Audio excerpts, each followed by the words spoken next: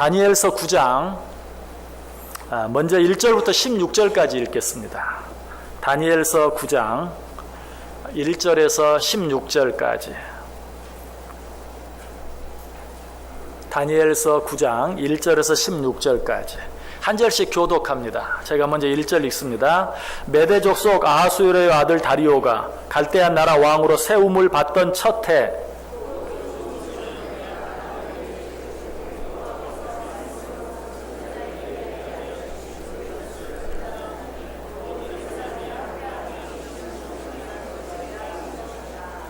내가 금식하며 베옷을 입고 재를 덮어쓰고 주 하나님께 기도하며 간구하기를 결심하고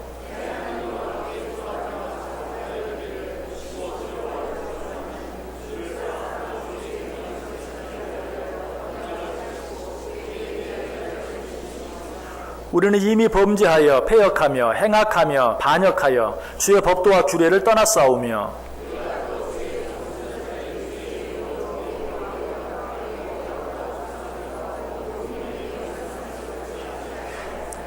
주여 공의는 주께로 돌아가고 수치는 우리 얼굴로 돌아옴이 오늘과 같아서 유다 사람들과 예루살렘 거민들과 이스라엘이 가까운 곳에 있는 자들이나 먼 곳에 있는 자들이 다 주께서 쫓아내신 각국에서 수치를 당하였사오니 이는 그들이 주께 죄를 범하였음이니이다.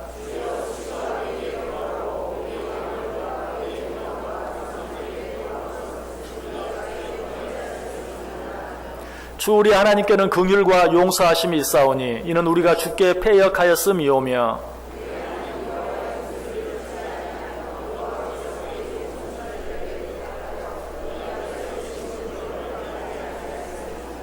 온 이스라엘이 주의 율법을 범하고 치우쳐 가서 주의 목소리를 듣지 아니하였으므로 이 저주가 우리에게 내렸으되 곧 하나님의 종 모세의 율법에 기록된 맹세대로 되었사오니 이는 우리가 주께 범죄하였음이니이다.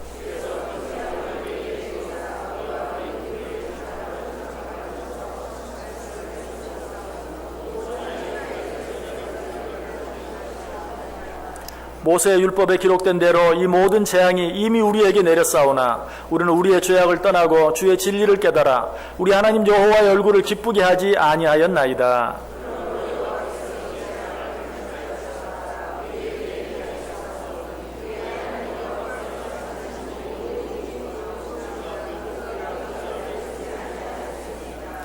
강한 손으로 주의 백성을 애굽 땅에서 인도하여 내시고 오늘과 같이 명성을 얻으신 우리 주 하나님이여 우리는 범죄하였고 악을 행하였나이다.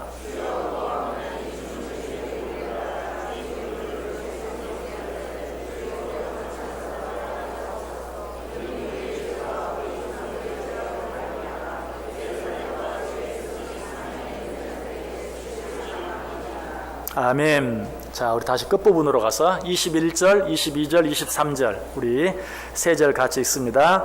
곧 내가 기도할 때에 이전에 환상 중에 본 그 사람 가브리엘이 빨리 날아서 저녁 제사를 드릴 때쯤에 내게 이르더니 내게 가르치며 내게 말하여 이르되 다니엘아 내가 이제 내게 지혜와 총명을 주려고 왔느니라. 곧 내가 기도를 시작할 즈음에 명령이 내렸으므로 이제 내게 알리러 왔느니라. 너는 크게 은총을 입은 자라. 그런즉 너는 이 일을 생각하고 그 환상을 깨달을지니라. 아멘. 우리 옆 사람과 한번 인사하겠습니다. 참 잘 오셨습니다. 큰 은혜 받으시기 바랍니다. 예, 여러분 오늘도 정말 잘 오셨습니다. 하나님의 큰 은혜가 여러분 모두에게 임하시기를 주님의 이름으로 간절히 축원합니다. 다니엘의 기도에 대해 생각해 보고 있습니다. 이미 2시간 벌써 생각해 보았습니다. 첫 번째로 생각한 말씀은 어떤 내용이었습니까? 다니엘의 기도는 하나님의 말씀에 근거한 기도였다. 하나님의 약속을 붙잡고 드리는 기도였다. 하나님께서는 이런 기도를 반드시 들어주세요. 왜? 하나님이 말씀하신 것이고 하나님이 약속하신 것이기 때문에 그 말씀과 약속을 붙잡고 드리는 기도를 하나님은 반드시 들어주신다. 또 한 가지 다니엘이 드린 기도는 어떤 기도였습니까? 금식하며 드리는 기도였다. 3절 앞부분에 나오죠. 내가 금식하며. 이 기도는 단순히 음식을 먹지 않고 드리는 기도가 아니다 라고 말했어요. 생명을 걸고 드리는 기도. 죽으면 죽으리라는 마음과 각오를 가지고 드리는 기도. 하나님은 이런 기도를 기뻐하시고 또 이런 기도에 응답해 주신다 하는 것 생각해 보았어요. 그러나 다니엘의 기도를 통해서 배울 수 있는 것이 이것뿐만이 아니 더 많이 있어요. 사실 다니엘의 기도는 다니엘서 9장뿐만 아니라 다니엘서 10장까지도 계속돼요. 다니엘 10장에는 그 유명한 다니엘의 세일의 기도가 나와요. 그래서 이 다니엘의 기도를 통해서 우리가 배울 수 있는 게 너무 많아요.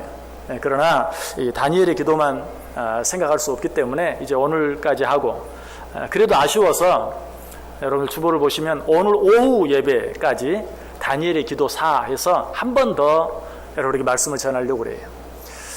다니엘의 기도 좀 더 알고 싶으신 분은 오후에도 꼭 참여하세요. 제가 이렇게 말씀을 드려서 몇 분이 더 오실까요? 몇 분이 더 오실까요? 더도 말고 덜도 말고 한 두세 분만 더 오셨으면 좋겠어요. 저는 설교할 때마다 이런 생각을 해봐요. 가끔 드라마를 가끔 보면 드라마 참 재미있죠, 그죠? 여러분 드라마 안 보십니까? 드라마가 참 재밌어요. 그래서 다음 편이 너무 궁금할 때가 참 많아요. 여러분 그렇죠? 그런데 그런 걸 볼 때마다 저는 그런 생각을 해요. 어떻게 하면 설교를 저렇게 좀 할 수 있을까? 다음 편이 궁금한, 그 다음 편이 궁금해서 듣지 않고는 견딜 수 없는 그런 설교를 좀 했으면 좋을 텐데 참 쉽지 않을 것 같아요. 어쨌든 다니엘의 기도 우리가 배워야 될 내용들이 너무 많은데 벌써 9월 마지막 주가 되었잖아요. 또 10월 되면 또 다른 기도 생각해 봐야 되잖아요. 그래서 더 할 수도 없고, 그래서 오늘 하고 또 오늘 오후까지 하고 일단 마치려고 합니다. 자, 어쨌든 이 다니엘의 기도 우리가 또 한 가지 배워야 될 것이 있다면 무엇일까요? 다니엘의 기도는 말씀에 근거한 기도요, 죽기를 각오하고 드리는 기도였을 뿐만 아니라 자기의 죄를 뉘우치고 회개하며 드리는 기도였어요. 4절 보시면 내 하나님 여호와께 기도하며 자복하여 이르기를. 그리고 이렇게 회개하는 다니엘의 모습은 3절에도 나와 있어요. 내가 금식하며 베옷을 입고 죄를 덮어쓰고 주 하나님께 기도하며 간구하기를 결심하고. 여기서 베옷을 입는다, 죄를 덮어쓴다, 이것 자체가 이미 자기가 죄인임을 고백하고 그 죄를 뉘우치고 회개하는 모습이에요. 지금 다니엘은 자기의 모든 죄를 하나님 앞에 자복하며 회개하며 기도하고 있어요. 그 죄가 어떤 죄였습니까? 5절, 6절, 7절 제가 다시 한번 읽어보겠습니다. 우리는 이미 범죄하여 패역하며 행악하며 반역하여 주의 법도와 규례를 떠났사오며 우리가 또 주의 종 선지자들이 주의 이름으로 우리의 왕들과 우리의 고관과 조상들과 온 국민에게 말씀한 것을 듣지 아니하였나이다. 주여 공의는 주께로 돌아가고 수치는 우리 얼굴로 돌아오며 오늘과 같아서 유다 사람들과 예루살렘 거민들과 이스라엘이 가까운 곳에 있는 자들이나 먼 곳에 있는 자들이 다 주께서 쫓아내신 각국에서 수치를 당하였사오니 이는 그들이 주께 죄를 범하였음이니이다. 제가 3절만 읽었지만 여러분이 아까 본문을 읽으면서 어땠어요? 9절 9절마다 죄를 범하였나이다, 죄를 범하였나이다, 악을 행하였나이다, 죄를 범하였나이다 계속 반복되고 있는 것을 보게 돼요. 지금 다니엘은 자기 자신이 지은 죄뿐만 아니라 자기 민족과 나라가 지은 죄를 하나님 앞에 자복하며 회개하고 있어요. 회개야말로 기도하는 일에 있어서 가장 중요한 일이에요. 회개는 기도의 핵심이에요. 성경을 보면 손을 들고 기도하는 모습들이 많이 나와요. 시편 28편 2절에 보면 내가 주의 지성소를 향하여 나의 손을 들고 주께 부르짖을 때에, 또 시편 77편 2절에도 나의 환난 날에 내가 주를 찾았으며 밤에는 내 손을 들고 거두지 아니하였나니, 시편 88편 9절에도 곤란으로 말미암아 내 눈이 쇠하였나이다. 여호와여 내가 매일 주를 부르며 주를 향하여 나의 두 손을 들었나이다. 디모데전서 2장 8절에는 그러므로 각처에서 남자들이 분노와 다툼이 없이 거룩한 손을 들어 기도하기를 원하노라. 자, 이 손을 든다는 것 뭘 의미할까요? 첫째로는 축복하는 것을 의미해요. 그래서 목사도 축도할 때 손을 들고 축복 기도를 하죠. 성경에도 그런 기도들이 많이 있어요. 아버지가 자녀들 앞에서 손을 들고 기도하는, 축복하는 그런 기도. 이처럼 손을 든다는 것은 축복한다 하는 그런 의미가 있어요. 또 한 가지 손을 들고 기도한다는 것은 하나님 앞에서 온전히 항복하는 것이에요. 주여, 내가 할 수 있는 일이 아무것도 없나이다. 오직 주님만이 하실 수 있나이다. 주님 앞에 온전히 항복하는 마음으로 손을 들고 기도하는 것이. 그런데 손을 든다는 것은 그런 의미뿐만이 아니라 또 한 가지 어떤 의미가 있을까요? 회개하는, 진심으로 하나님 앞에 손을 들고 회개하는 그러한 모습이 그 속에 담겨져 있어요. 에스라 9장 5절 6절에 보면 그런 모습이 나와 있습니다. 저녁 제사를 드릴 때에 내가 근심 중에 일어나서 속옷과 겉옷을 찢은 채 무릎을 꿇고 나의 하나님 여호와를 향하여 손을 들고 말하기를, 나의 하나님이여, 내가 부끄럽고 낯이 뜨거워서 감히 나의 하나님을 향하여 얼굴을 들지 못하오니 이는 우리 죄악이 많아 정수리에 넘치고 우리 허물이 커서 하늘에 미침이니이다. 내가 손을 들고 기도하노니 주여, 내가 부끄러워 얼굴을 들 수 없나이다. 무엇 때문에? 내가 지은 죄 때문에. 그래서 내가 손을 들고 내 모든 죄를 주님 앞에 자복하며 회개하나이다. 왜 기도할 때 회개하는 것이 가장 중요합니까? 왜 기도에 있어서 회개가 가장 핵심이 되는 것입니까? 회개가 없는 기도는 하나님이 듣지 않으세요. 하나님이 듣지 않는 기도는 기도가 아니에요. 회개가 없는 기도는 이미 기도가 아니에요. 왜? 하나님이 듣지 않으시기 때문에. 우리가 흔히 이런 말들을 자주 합니다. 기도는 마스터키와 같다. 마스터키가 뭐죠? 열쇠 하나로 모든 방문을 열 수 있는 키가 마스터키. 기도는 마스터키와 같다. 맞는 말이에요. 우리가 가진 문제가 무엇이든지, 그 문제가 10가지든지 100가지든지 기도로 해결할 수 없는 문제가 하나도 없어요. 그런데 이 마스터키가 만약에 휘어 있다면, 제 아무리 마스터키라 할지라도 방문을 열 수 없어요. 방문 하나도 열 수 없어요. 실제로 저는 그런 경험이 있어요. 열쇠로 문을 열려고 하는데 열쇠가 휘어 있었어요. 그래서 그냥 적당히 펴가지고 억지로 집어넣었어요. 그랬더니 이제는 뭐 들어가지도 않고 나오지도 않고 움직이지도 않고, 그래서 결국은 몸살을 하다가 손잡이가 뚝 부러지고 말았어요. 아주 적은 일이 큰 일이 되고 만 것이죠. 여러분, 그와 같아요. 기도는 마스터키예요. 그러나 그 마스터키가 휘어져 있다면, 죄를 회개하지 아니하고 내 안에 죄가 있는데 계속해서 죄를 지으면서 드리는 기도는 구부러진 마스터키와 같아서 아무 짝에도 쓸모가 없어요. 아무 문도 열 수가 없어요. 여러분, 기도하면서도 그 기도가 아무런 문제도 해결하지 못하는 것처럼, 아무런 힘도 없는 것처럼 느껴진다면 나 자신을 한번 살펴볼 수 있어야 돼요.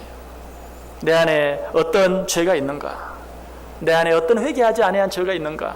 내 안에 어떤 아직도 계속해서 짓는 죄가 있는가? 한번 확인해 보아야 돼요. 시편 66편 18절에 보면 내가 나의 마음에 죄악을 품었더라면 주께서 듣지 아니하시리라. 요한복음 9장 31절에도 하나님이 죄인의 말을 듣지 아니하시고 경건하여 그의 뜻대로 행하는 자의 말을 들으시는 줄을 우리가 아나이다. 하나님이 죄인의 말을 듣지 아니하신다. 이사야 59장 1절과 2절은 여호와의 손이 짧아 구원하지 못하심도 아니요 귀가 둔하여 듣지 못하심도 아니라 오직 너희 죄악이 너희와 너희 하나님 사이를 갈라놓았고 너희 죄가 그의 얼굴을 가리어서 너희에게서 듣지 않으시게 함이니라. 왜 기도하는데 아무런 하나님의 반응이 없습니까? 하나님의 손이 짧아서 아이고 그 일은 내가 안 되겠다. 하나님의 힘이 모자라서 아이고 그 일은 내가 너를 도와줄 수 없다. 그런 게 아니라고 말이에요. 하나님의 손이 짧아서 구원하지 못하심도 아니요 귀가 둔하여 듣지 못하심도 아니다. 오직 무엇이? 너의 죄악이 나와 너희 사이를 갈랐기 때문이다. 자, 오늘도 날씨가 좀 흐린 것 같아요. 자, 오늘 날씨가 좀 흐리다고 해서 어제와는 다른, 어제보다 어두운 해가 떠 있을까요? 또 오늘보다 정말 어쩔 때는 낮이라도 밤처럼 깜깜할 때가 있죠. 그럴 때는 아예 해가 뜨지 않은 것일까요? 그렇지 않죠. 해는 동일한 해가 동일한 시간에 떴어요. 그럼에도 불구하고 어때요? 그 사이에 무엇이? 구름이, 어쩔 때는 시커먼 먹구름이 그 사이에 끼어서 어쩔 때는 흐린 날이 되기도 하고 어쩔 때는 정말 밤과 같은 낮이 되기도 하고, 하나님과 우리 사이도 마찬가지다. 하나님은 항상 거기 계세요. 하나님은 항상 나와 함께 하세요. 믿으십니까? 그런데 계시지 않는 것처럼 느껴질 때가 있어요. 하나님은 항상 나를 사랑하시는데 사랑하지 않는 것처럼 느껴질 때가 있어요. 언제? 그 하나님과 나 사이에 죄가 가리워져 있을 때 그렇다는 것이. 그래서 하나님이 나와 함께 하지 않는 것 같고, 하나님이 나를 사랑하지 않는 것 같고, 아니 하나님이 계시지 않는 것처럼 느껴질 때 제일 먼저 할 일은 내 안에 어떤 회개하지 아니한 죄가 있는가, 나 자신을 한번 살펴볼 수 있어야 돼. 그리고 그 죄를 진실하게 하나님 앞에 뉘우치고 자백할 수 있어야 돼. 아니 그 죄의 자리에서 일어날 수 있어야 돼. 죄 짓는 일을 그 자리에서 그만둘 수 있어야 돼. 그래야 할 때 어떻습니까? 갑자기 먹구름이 사라졌을 때 깜깜하던 밤과 같은 낮이 정말 대낮같이 밝아지는 그런 은혜를 우리의 영혼이 느끼게 돼요. 우리의 영혼이 갑자기 환해져요. 우리의 영혼이 갑자기 기뻐져요. 할 수 없는 평안이, 알 수 없는 감사가 내 안에 생겨지게 돼요. 언제? 내 안에 있는 죄를 해결했을 때. 하나님이 가까이 오시는 것이 아니, 하나님은 항상 내 곁에 계세요. 하나님은 변함없이 항상 나와 함께 하시고 나를 사랑하세요. 그러나 그것을 죄가 가리우고 있다가 내가 그 죄를 통회하면서 회개하고 자복할 때 그 하나님의 사랑의 빛이, 그 하나님의 능력의 빛이 나에게 온전히 비춰지고, 그런 말미암아 정말 내 안에 기쁨과 감사와 평안이 넘쳐나게 된다는 것이. 이와 같은 사실에 대해서 사도 요한은 뭐라고 고백합니까? 만일 우리가 우리 죄를 자백하면 그는 미쁘시고 의로우사 우리 죄를 사하시며 우리를 모든 불의에서 깨끗하게 하실 것이다. 우리가 우리 죄를 자백하면 그 모든 죄를 사하셔서 하나님과 나 사이에 막혀진 모든 담을 허시고 정말로 지금 내 앞에 그 모습을 드러내 주시고 나를 향한 그 사랑을 느끼게 해주시고 내 앞에 놓여진 모든 문제들을 해결해 주시는 은혜를 보게 될 것이다 라는 것이. 왜 하나님께서는 우리가 죄를 자복하고 회개하며 드리는 기도 왜 응답해 주실까요? 왜 그런 기도를 기뻐하실까요? 사실 우리 하나님은 내가 기도하기 전에 이미 나의 문제, 내 기도의 제목을 다 아세요. 그런데 왜 내가 내 죄를 자복하고 회개하기까지 기다리고 계실까요? 하나님께서는 내 어떤 기도에 응답하시기 전에 먼저 하나님과 우리 사이의 관계를 회복하시기를 원해요. 아니 엄밀하게 말하면 하나님과 나와의 관계가 회복되면 기도 응답은 저절로 되는 거예요. 하나님과 나와의 관계만 회복되면 내 앞에 있는 모든 문제들은 사라지게 돼 있어요. 예를 들어보면 여러분들이 집에 있는 수도꼭지를 틀면 곧바로 물이 나오는 것과 똑같아요. 하나님 앞에서 우리가 우리 죄를 회개하고 자복하면 하나님이 이제 그 회개와 자복을 들으시고 알았다, 내가 응답해 주겠다, 알았다, 내가 축복해 주겠다, 그게 아니고 하나님은 이미 우리에게 모든 걸 다 주셨어요. 이미 하나밖에 없는 아들 예수 그리스도까지 다 주셨어요. 뭘 더 주시겠어요? 다 주셨어요. 근데 왜 우리가 그것들을 누리지 못합니까? 하나님과 우리 사이가 막혀있기 때문에. 무엇으로? 죄로. 이제 우리는 그 수도꼭지를 틀기만 하면 이미 하나님께서 다 내게 부어주신 그 은혜와 축복이 물밀듯이 나에게 찾아오는 거예요. 나는 그 은혜와 축복을 누리게 되는 거예요. 수도꼭지를 틀기만 하면 아주 이 물이 높은 수압으로 말미암아 어때요? 나가지 못해서, 나가고 싶어서 기다리고 있다가 수도꼭지를 트는 순간 쏟아져 나오는 것처럼 우리 하나님 앞에서 우리의 모든 죄를 진실로 자백하고 뉘우치고 회개하고 나아갈 때 하나님께서 이미 허락해 주신 그 은혜와 축복들이 우리에게 쏟아지게 된다는 사실이. 위대한 기도의 사람들은 이 비밀을 다 알았어요. 그래서 우리가 지금까지 여러 기도의 사람들 생각해 보았죠. 성경에 나오는 기도의 사람들은 물론이고 또 일반 우리와 같은 그런 신앙생활을 하는 위대한 믿음의 선배들 가운데서도 기도의 사람들은 한결같이 그 죄를 자복하고 회개하며 먼저 기도했던 것을 우리가 보게 돼요. 한 사람만 다시 한번 생각해 본다면 느헤미야가 그러했죠. 느헤미야는 고국이 지금 어려운 가운데 처해 있다는 소식을 들었어요. 그리고 나서 기도하기를 시작해요. 그런데 그 기도가 어떻게 시작되는가? 회개하는 기도로 시작되는 것을 보아요. 느헤미야 1장 6절과 7절에 이제 종이 주의 종들인 이스라엘 자손을 위하여 주야로 기도하오며 우리 이스라엘 자손이 주께 범죄한 죄들을 자복하오니 주는 귀를 기울이시며 눈을 여시사 종의 기도를 들으시옵소서. 나와 내 아버지의 집이 범죄하여 주를 향하여 크게 악을 행하여 주께서 주의 종 모세에게 명령하신 계명과 율례와 규례를 지키지 아니하였나이다. 우리가 이미 생각했어요. 느헤미야는 나라 민족을 위해 기도하기를 시작하면서 제일 먼저 주여 우리가 범죄하였나이다. 자기의 죄를 자복하며 하나님의 말씀대로 행하지 아니하였나이다 라고 회개하며 기도하고 있는 모습을 보게 돼요. 오늘 다니엘도 마찬가지. 내가 금식하며 베옷을 입고 죄를 덮어쓰고 주 하나님께 기도하며 간구하기를 결심하고 내 하나님 여호와께 기도하며 자복하여 이르기를. 그리고 어때요? 계속해서 회개하고 자복하는, 거의 기도의 3분의 2 이상이 회개하고 자복하는 기도예요. 왜 그렇게 기도했을까요? 하나님 앞에 온전히 내 죄를 뉘우치고 회개함으로 하나님과 나와의 관계가 회복되어지기만 하면 나머지 문제는 생각할 필요가 없어요. 하나님과 나와의 관계만 회복되면 다른 모든 문제는 이미 하나님이 해결해 주셨어요. 이미 해결해 놓으셨어요. 이미 응답해 주셨어요. 하나님과 나와의 관계만 열려지게 되면 그 모든 은혜와 축복들이 내게 쏟아지게 되어 있어요. 오늘 다니엘은 이 사실을 알았기 때문에 어쩌면 여러분 오늘 본문 읽으면서 좀 지루하지 않았습니까? 좀 지루했죠.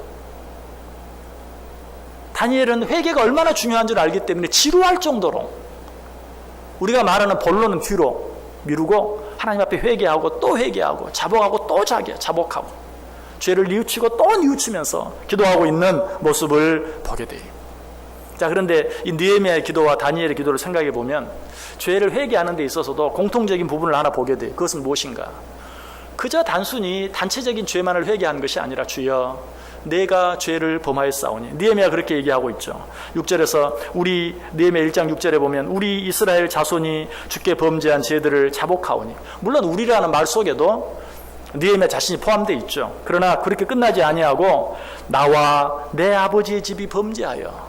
내 아버지의 집 그러면 어때요? 당연히 자기가 들어가죠. 내 아버지의 집 그럼 난 들어가는 거예요. 그러나 내 아버지의 집이 범죄하였나이다 그렇게 말하지 아니하고 나와 내 아버지의 집이 범죄하였나이다. 자기 자신이 죄 지은 것을, 자기 자신이 범죄한 것을 분명하게 밝히고 있는 것을 보게 돼요. 죄를 뉘우치고 회개하는데도 하나님이 여전히 무반응인 것처럼, 무응답인 것처럼 느껴지고 들려진다면 한 번 더 확인해야 될 게 있어요. 그건 무엇입니까? 내가 죄를 범하였나이다. 나 때문입니다. 진실로 나 개인의 죄를 하나님 앞에 1대1로 뉘우치며 자복하고 회개하고 있는지, 아니면 그냥 두리뭉실하게 우리라고만 말하고 또 그저 우리 민족이라고 말하고, 지금 우리나라가 너무나 어려운 가운데 있어요. 위기 가운데 있죠. 자, 이 위기 가운데 여러분들 틀림없이 하나님 앞에 기도할 터인데 어떻게 기도하고 있습니까? 주여 나 때문입니다. 주여 내가 나만을 위해 기도하고 이 나라와 이 민족을 위해 진정 기도하지 못했나이다. 아니 기도한다고 하면서 너무나 형식적으로 기도했나이다 라고 나 자신의 죄를 뉘우치고 인정하며 하나님께 기도하고 있습니까? 정말 하나님 앞에서 1대1로 나 자신의 죄, 나 때문이라고 내 죄를 자복하고 뉘우치며 기도할 때 하나님은 그 기도를 들으신다라는 것이, 심지어는요 어떤 당사자가 여전히 죄 가운데 있다 할지라도 그 사람을 위해서 누군가가 정말 나 때문이라고 토미하면서 울며 자복하며 기도하면 하나님이 그 사람의 죄를 용서해 주시고 하나님이 그 사람의 문제를 해결해 주시는 은혜도 체험할 수 있어요. 성경에 그 증거가 있어요. 아브라함과 롯이 그래요. 롯은 소돔과 고모라에 있었어요. 여전히 죄 가운데 있었어요. 천사들이 소돔과 고모라의 멸망을 알리며 그에게 갔을 때 그가 취한 행동을 보면 그가 여전히 죄 가운데 있는 걸 알게 돼요. 그가 언제 죄를 회개하지 않은 것도 알게 돼요. 그러나 누가 그를 위해 기도했습니까? 아브라함이 그를 위해 기도했어요. 어떻게 기도했습니까? 창세기 18장 27절에 아브라함이 대답하여 이르되 나는 티끌이나 재와 같사오나 감히 주께 아뢰나이다. 나는 이렇게 기도할 자격이 없습니다. 조카 롯을 저렇게 만든 건 나 때문입니다. 라고 내가 하나님 앞에 지금 저 조카 롯을 구해달라고 기도할 자격이 없는데, 내가 지금까지 잘못 돌보아서 그렇게 되었는데 하나님 이제 내 죄를 용서하시고 저를 구원해 주옵소서. 그때 하나님께서 어떻게 하셨습니까? 창세기 19장 29절에 보면 하나님이 그 지역의 성을 멸하실 때, 곧 롯이 거주하는 성을 엎으실 때에 하나님이 아브라함을 생각하사 롯을 그 엎으시는 중에서 내보내셨더라. 하나님이 누구를 생각하사? 아브라함을 생각하사. 놀라운 것이, 어쩌면 롯은 그 은혜와 축복을 받을 자격이 준비가 되어 있지 않는데도 진정으로 모든 것이 자기의 책임이라고 뉘우치며 기도하는 아브라함을 돌아보사 롯을 구원해 주셨다는 것이, 이처럼 나 때문입니다 라고 드리는 기도는 이처럼 힘이 있어요. 여러분 자신이 여러분의 가정을 위해서 나 때문입니다 라고 진정으로 기도한다면 나 한 사람으로 말미암아 하나님께서 우리 가정을 돌아봐 주실 수 있어요. 여러분이 우리 교회를 위해서도 나 때문입니다 라고 하나님 앞에 진정으로 기도할 때 하나님이 나 한 사람의 기도를 보시고 이 교회에 은혜를 주실 수도 있어요. 나라 민족도 예외가 아니,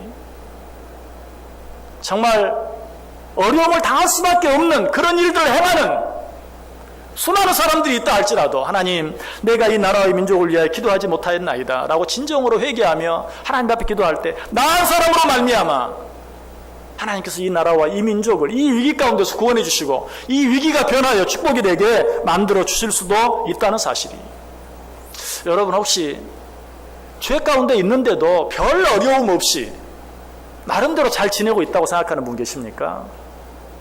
누군가 여러분을 위해서 나 때문입니다, 내 죄 때문입니다 라고 기도하는 사람이 있다는 사실을 기억하시길 바랍니다.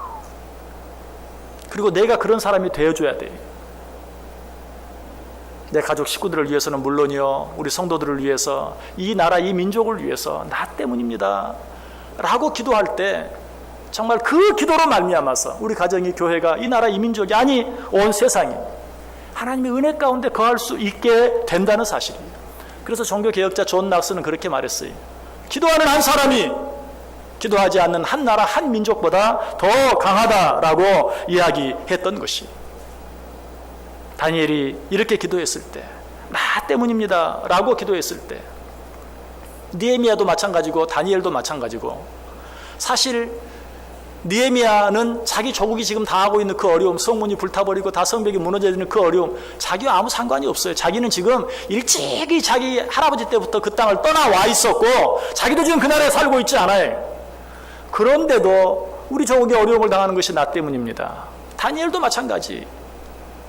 다니엘도 지금 자기 나라에 자기가 살고 있는 거 아니에요. 자기 죄 때문이 아니에요. 그럼에도 불구하고 나 때문입니다 라고 얘기할 때 하나님께서 어떻게 해주셨어요? 우리가 이미 첫째 주, 둘째 주 통해서 생각해 본 것처럼 하나님이 그 기도에 곧바로, 그 기도가 시작할 때에, 아니 그 기도가 맞춰지기 전에 응답해 주신 것, 23절 통해서 보게 되죠. 곧 내가 기도를 시작할 즈음에 명령이 내렸으므로 이제 내게 알리러 왔느니라. 너는 크게 은총을 입은 자라. 그런즉 너는 이 일을 생각하고 그 환상을 깨달을지니라. 그 기도가 시작되자마자, 여러분 이 원리는 이미 말씀드렸어요. 왜 이런 일이 일어나죠? 느헤미야가, 다니엘이 온전히 회개하며 하나님 앞에 기도했을 때 그 기도가 시작되자마자 하나님이 응답해 주셨어. 왜? 회개하는 것은 마치 수도꼭지를 여는 것 같아요. 수도꼭지를 여는 것을 보고 수도국에서 그때 물을 보내주는 게 아니고, 물은 이미 보내줬어요. 수도꼭지를 열기만 하면 우리 집에 수돗물이 쏟아지게 되어 있어요. 마찬가지, 하나님이 이미 다 주셨어요. 내가 내 죄를 잡아가고 회개하기만 하면, 그러니까 다니엘도 지금 자기의 본론을 이야기하기도 전에 하나님 이렇게 해주세요, 저렇게 해주세요 라고 이야기하기도 전에 그 기도가 시작될 즈음에, 그 기도가 어떻게 시작됐어요? 회개함으로 시작되었어요. 하나님 앞에 회개했을 때 이미 하나님께서는 그에게 응답해 주셨다라는 것이, 이것이 바로 회개하며 드리는 기도의 힘이, 회개하며 드리는 기도의 능력이, 우리는 늘 우리 입에서 너 때문에, 당신 때문에, 저 사람 때문에, 우리의 가정에서는 남편 때문에, 아내 때문에, 부모 때문에, 자식 때문에, 교회에서는 목사 때문에, 장로 때문에, 아무개 집사 때문에, 누구누구 때문에, 또 나라에서는 저 대통령 때문에, 저 형편없는 국회의원 때문에, 누구 때문에, 이 당 때문에, 저 당 때문에, 거기에는 변화가 없어요. 거기에는 아무것도 기대할 것이 없어요.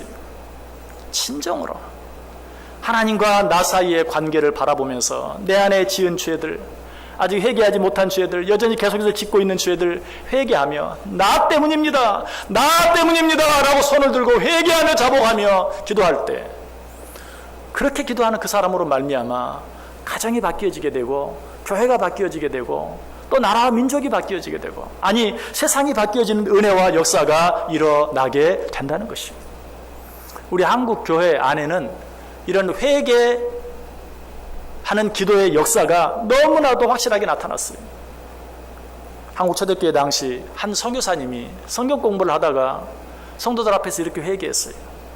내가 솔직히 고백합니다. 나는 선교사로 이 나라에 와서 여러분에게 말씀을 전하고 가르치면서도 사실 여러분을 너무 무시했습니다. 도대체 이 사람들은 왜 이 모양이야? 그러니 그렇지 하는 그런 마음, 무시하는 마음이 있었습니다 라고 고백했어요. 그때 거기에 놀라운 성령의 역사, 부흥의 역사가 일어났어요. 길선주 목사님도 마찬가지죠. 사경회를 인도하다가 사실은 내가 이전에 100냥 꽂는데 갚지 않고 떼어먹은 것이 있습니다 라고 얘기하고 그것을 갚았을 때 또 한 번 놀라운 성령의 역사와 부흥의 역사가 일어났던 것을 보게 돼요. 우리 한국교회의 그런 놀라운 성령의 역사는 바로 이 회개를 통해서 일어났던 것이, 여러분 가정 안에 놀라운 변화의 역사, 또 우리 교회 안에 놀라운 부흥의 역사, 이 나라 이 민족 안에 정말 놀라운 위기가 변화의 축복이 되어지는 그런 놀라운 축복의 역사, 이런 것들을 체험하기를 원하십니까? 하나님 앞에 엎드려 보세요. 뭐라고? 나 때문입니다. 내 죄 때문입니다. 내가 죄를 범하였나이다 라고 회개하며 자복할 때, 그 기도로 말미암아 여러분의 가정이 바뀌어지고 변화되어지고 새로워지고, 우리의 교회가 부흥되어지고, 이 나라 이 민족이 정말 더 번영하는, 그래 이 마지막 때에 우리의 가정, 우리의 교회, 이 나라 이 민족이 하나님의 나라의 영광을 위해 정말 아름답고 귀하게 쓰임받는 그 은혜와 축복을 체험하고 누리며 살아갈 수 있게 되기를 주님의 이름으로 간절히 축원합니다. 기도하겠습니다. 하나님 감사합니다. 오늘도 말씀해 주시니 감사합니다. 나 때문이라고 고백할 수 있게 해주옵소서. 내 죄 때문이라고 회개할 수 있게 해주옵소서. 그래 하나님과 나와의 관계가 해결되어질 때 우리 가정의 문제가 해결되어지고, 교회의 문제가 해결되어지고, 나라 국가의 문제가 해결되어지는 은혜와 역사를 체험하게 하여 주옵소서. 예수님의 이름으로 기도드리옵나이다. 아멘.